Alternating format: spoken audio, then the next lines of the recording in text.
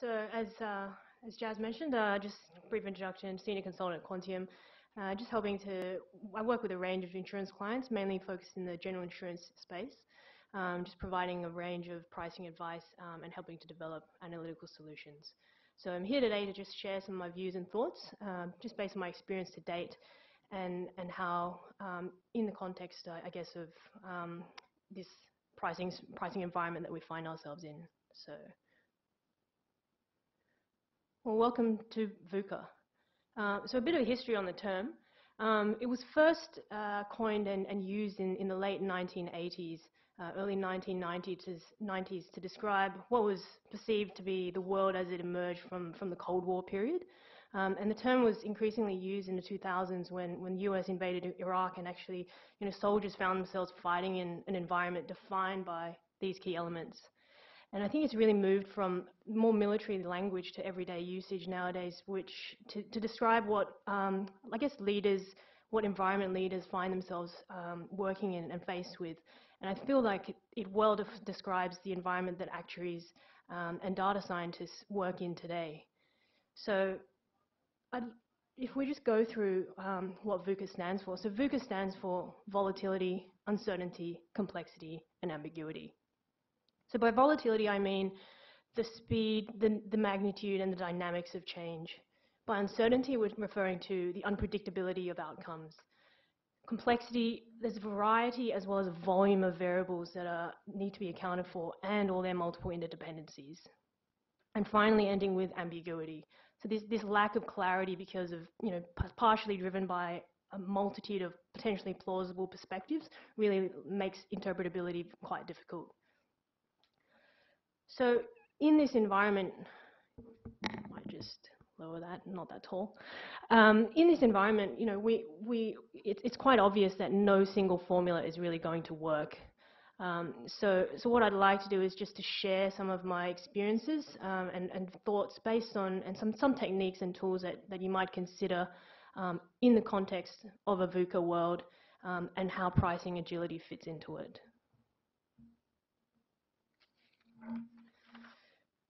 So the first element is volatility. So by volatility, we're referring again to the dynamics of change.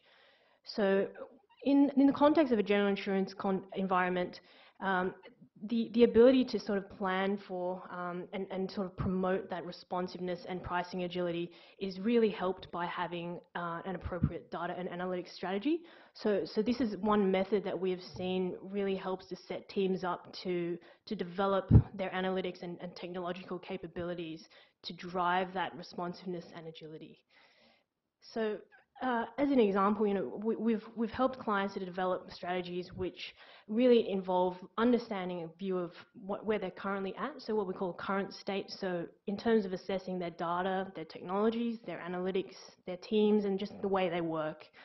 And then understanding where they want to get to, and that future state, how does that look across all the areas? And ultimately developing a roadmap to help them move from that current state to that future state. So it inevitably involves understanding and prioritizing a set of use cases across all these different functional areas. So as a result of doing that, you get a really good understanding of key priorities across the business and these overarching enablers that people can use to achieve that and execute that. So just as an example of a potential use case from an analytics strategy is this idea of monitoring.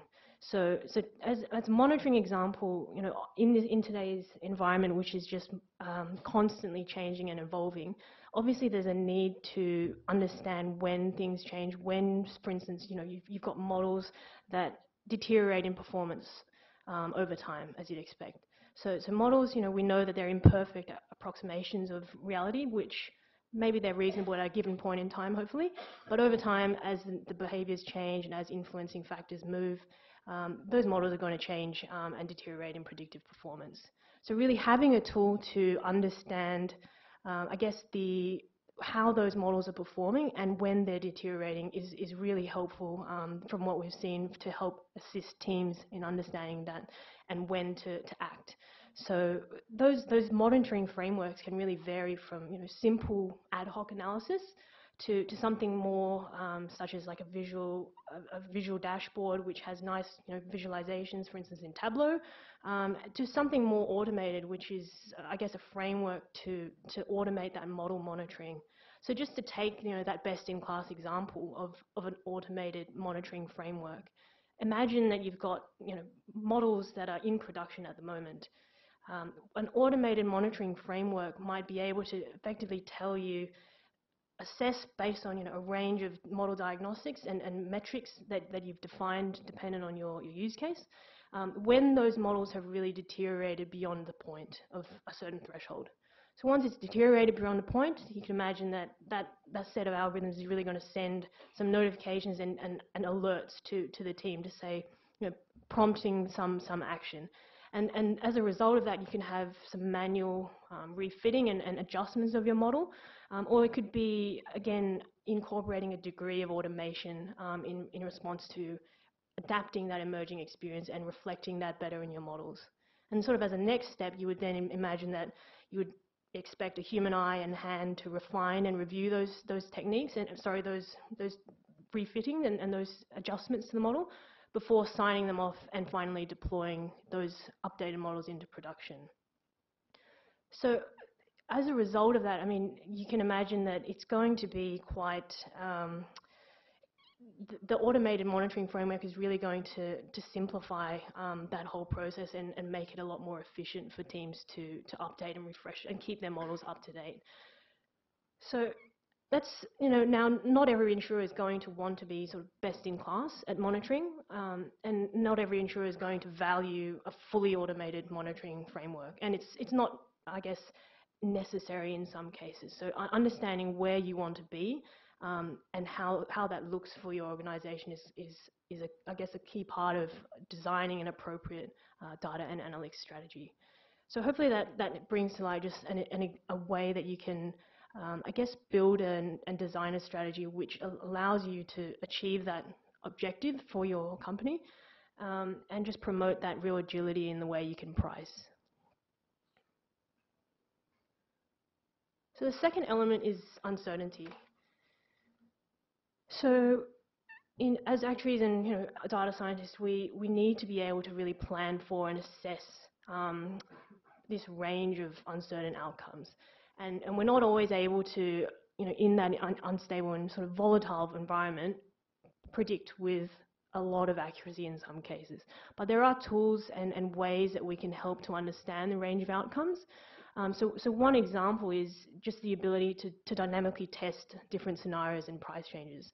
So from the general insurance perspective, pricing teams often have to assess what prices to charge, what price changes to put through, how do you determine the variations and the various segments to put them through into. So the ability to, I guess, assess that and test dynamically and quickly is really a key to being able to have something which allows your teams to do that. And so as a result of enabling that, we are seeing a shift from, I guess, pricing systems built on a series of lookup tables to more model-driven approaches. So for example, WTW Radar or Ernix are platforms holistic platforms which encapsulate every sort of element that you would need to determine those prices. And those platforms really bring together all the elements you need. So you have your current models, you would have your technical cost, your demand, your elasticity considerations. You'd have your current rating algorithm, so you'd be able to determine all the elements needed to actually calculate your prices, and obviously overlaying the discounts and expenses and loadings required to come to your final premiums. And then as a result of that, you'd also imagine having your proposed rating structure, which portfolio managers would love to just jump in and just test a range of scenarios and price changes. So we're seeing that I guess, by having that holistic platform, it really brings together all the elements in a nice holistic platform which portfolio managers can just sit down and work with their pricing teams and very quickly and dynamically test so many more changes and variations in order to fine-tune and determine the final set of prices. So it's no longer, I guess, acceptable for pricing teams to go away for weeks on end and come back with a handful of scenarios. Portfolio managers want to be able to see for themselves and test and fine-tune and iterate and the ability to do that from, taking that process from a back and forth over weeks and weeks and condensing that down into days is really valuable from what we've seen. And just taking that a step further, the ability to automatically identify opportunities is again another aspect and I guess tool that you could consider using. So, the ability to understand, we've talked about the monitoring side, so understanding when there are changes that have happened in your environment, and then being able to test in response to those changes through dynamic scenario testing as well as automated opportunity identification is really a real enabler to I guess, manage that uncertainty. So the opportunity identification and automating that process really speaks to the ability for teams to step outside that regular pricing review to identify segments where there are opportunities, and being able to sort of shortlist those and not spend hours, manually searching through so many combinations, but actually having some smarts in place which actually present teams and portfolio managers with shortlisted recommendations for segments which have fallen below or gone above certain key performance metrics. So those are two examples where it really helps teams to manage that uncertainty and be able to really assess and plan for that range of uncertain outcomes. And the third aspect of VUCA is the complexity. So, I mean, the previous buzzword we were talking about was big data, years ago, but now I think it's very much data analytics. Companies are, stressing that they do data analytics, whatever that means. They leverage a whole lot of fancy machine learning algorithms. And I guess the point that I'd like to make is just, there is really, I guess, a tension and a need to really balance that complexity in the algorithms that you're using, and the requirement for transparency and interpretability. So, what we're seeing from our work with clients is, in some cases we see models where the client is in a rush to sort of get as much data in as possible, just sort of thrown everything into a model, and the machine learning techniques can take it. But I think we just really need to be smarter about the way we're selecting and curating data to still be useful in helping and training the models.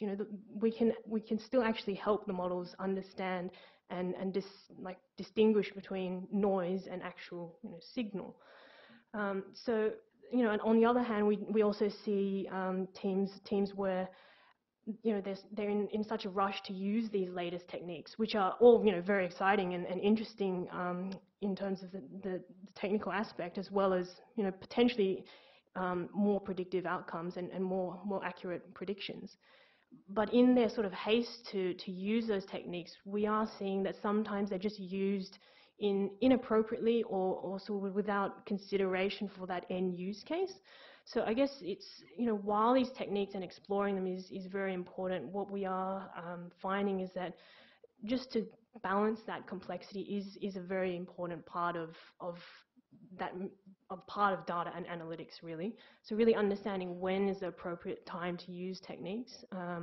We see teams build really complex sets of models, like models feeding into models. We'll talk about natural language processing later, neural networks. They're all really interesting, and I'm sure everyone wants to learn lots more about them. But it's just, I guess, taking a step back and understanding and asking yourselves when is that complexity just a little bit too much? Given that volume of information that you're bringing in, or all the interdependencies, how many of those, I guess, assumptions and principles are you violating from your stats lecturers, saying, no correlations, or no, you need IID, independent identically distributed variables. It's just understanding that balance, and it is real, quite, I guess, important to consider that. So I guess just moving to the last aspect of VUCA is that ambiguity. And really in that, I guess, flowing on naturally from the complexity aspect, we do see that in an environment where there is such increased regulatory focus from commercially in terms of what customers are expecting to see, how they expect us to use the data, and how we're expecting insurers to really use the data in ethical ways which adhere to privacy and security measures, and just ethically use of data, really. So I think it's really understanding and balancing when to introduce that level of complexity, and when to really understand and peel back the layers of what your algorithms are doing. What are you actually, how are you determining your prices? So as an example, there's a consumer data right, which is new legislation that comes into effect to effectively govern how open banking would operate in Australia when it goes live in February 2020 of next year. I won't spend too much time on that because there's a separate session tomorrow that my colleagues will speak to, but it's an interesting consideration in terms of, if that data effectively, that legislation, sorry, means that customers own their banking data. They can choose to direct their banks to share it with trusted third parties that they feel, they can access. As a result of sharing that, they could potentially access exclusive offers and discounts. So what would it take for customers to share that information? If it gets shared with, say, an insurer, would the insurer be well placed to use that data for pricing, for marketing? What would insurers need to do to get comfortable, or regulators as well as the public comfortable that they're using the data in ethical and ways that really only benefit rather than harm the end customer? So I think, just to summarize the elements of VUCA, I guess in that volatile environment, what we have seen is that, a data and analytics strategy can really promote that responsiveness and really help to develop teams which are able to move with great agility in their pricing. And I've talked to two examples in terms of how people may respond to a range of scenarios, and equipping themselves with techniques such as being able to dynamically assess situations and scenarios, as well as automating that opportunity identification system. And then finally, in terms of balancing that complexity in your algorithms with that transparency need, especially in that world of increased scrutiny, is really important from what we're seeing nowadays. So to close, I hope you can understand from my examples that I've shared today that really agility is key to succeeding in VUCA. I'd say that, companies or teams that aren't agile or aren't agile enough are either failing or have failed already. So my recommendation is to really just embrace VUCA and be agile. Thank you.